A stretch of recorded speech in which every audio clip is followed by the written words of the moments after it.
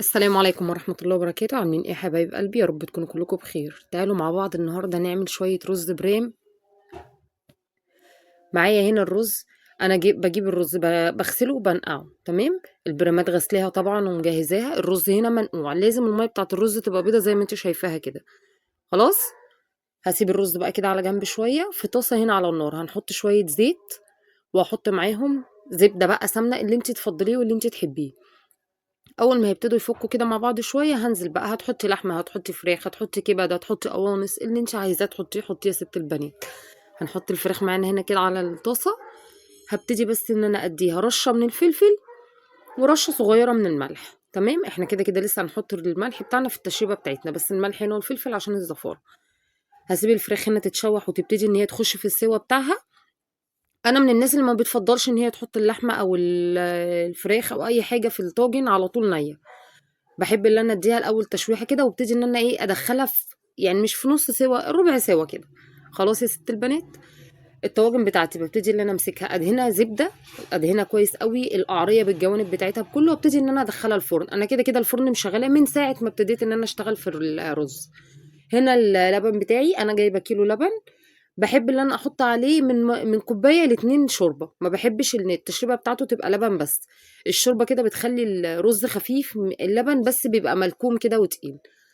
باحُط الشوربة. أنا هنا بقى باحُط كل حاجة تخُص الرز البرام اللي أنا هاحُطّها. بابتدي أحُط معاهم علبة زبادي صغيّرة. عندِك قشطة اللي هي القشطة البلدي بتاعة وش اللبن حُطّي. أنا باحب الزبادي، باحب القشطة. هنا هاحُط الزبدة. عندِك برضه سمنة بلدي حُطّي. هاحُط هنا 3 معالق زبدة كده، 4 على حسب بقى أنتِ بتحبي اللون بتاعِك يبقى عامل إزاي، أو بتحبي الإيدام بتاعِك يبقى عامل إزاي. وهابتدي أنزل بالملح كمان. كل حاجة أنا باحُطّها في التشريبة دي. بتضبّطي الملح بتاعِك بقى على قد ما أنتِ المعلقة وقعت. بتبتدي تزوّدي الملح بتاعِك على قد ما أنتِ عايزة، معلقتين، 3، 4، كل واحد على حسب الحياء بتاعه زي ما هو بيحب. هنا خلاص الطواجن طلعت من الفرن، الزبدة ساحت جواها، الطواجن بقت جاهزة معايا. بابتدي أنزل يا دوب شوية رز يغطّوا القعرية بتاعتي. يا دوب يغطّوا القعرية، مش ما تمليش البرام، يعني ما تحطّيش ربع البرام رز. بابتدي إن أنا أضبط القعرية كده بحيث إن أنتِ ما تبقيش شايفة القعرة بتاع البرام من الرز بتاعِك. ضبّطي الرز على كده، وخليكِ فاكرة إن الرز بيزيد. أنا حتى لمّا هتخلّص البرام كلّه مش باعلّي البرام على الآخر. الفراخ بتاعتنا أهي زي ما أنتم شايفين أخدت التشويحة بتاعتها، ابتدت تخش مننا في السِوَى. بابتدي أنزل ببقية الرز. بُصّوا الرز لمّا أنا أحطّه هنا يا دوب يغطّي الفراخ. الرز من الحاجات اللي بتزيد جدًا في السِوَى. فأنتِ لو حطيتيه وهتيجي تحطّي اللبن بتاعه أو التشريبة بتاعته، هتلاقي الدنيا فارت معاكِ في الفرن والدنيا اتبهدلت معاكِ. أنا باضبط البرام بتاعي على كده. لازم أكون سايبة ربع البرام فاضي. شايفين الحتة الفاضية اللي فوق دي؟ لازم يبقى على الأقل ربع البرام فاضي. هنا هانزل بقى. أنا طبعًا قلّبت الملح مع الزبدة مع الزبادي مع اللبن مع الشوربة، كل حاجة جاهزة معايا. يعني البرام ده كده أنا مش هاحط له ولا حاجة تانية خالص.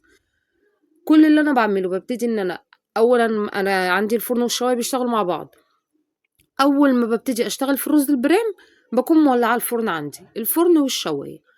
باخد البرامات دي باحطها تحت الشواية الأول. طبعًا أنا عندي الصاج هنا البرامين مش هييجوا مع بعض، فهتلاقوني حاطة طبق معلية بالبرام التاني عشان الاتنين يبقوا آخدين نفس السوا مع بعض.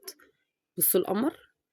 عندِك البرام بتاعِك آخد الشوربة باللبن بالزبدة بالملح بكل حاجة. بُصّوا بقى لمّا يطلع، شايفين الرز مفلفل إزاي؟ طبعًا هو هياخد معاكِ قد إيه في الفرن على حسب الفرن بتاعِك، حامي، واطي، النار بتاعته عاملة إزاي، هتشغّلي الفرن من تحت وترجعي تشوفي الشواية زي ما أنتِ عايزة. بس لو عندِك الفرن والشواية ما بيشتغلوش مع بعض، شغّلي الشواية الأول ياخد لون ويمسك في بعضه كده، وبعدين شغّلي الفرن بقى عليه.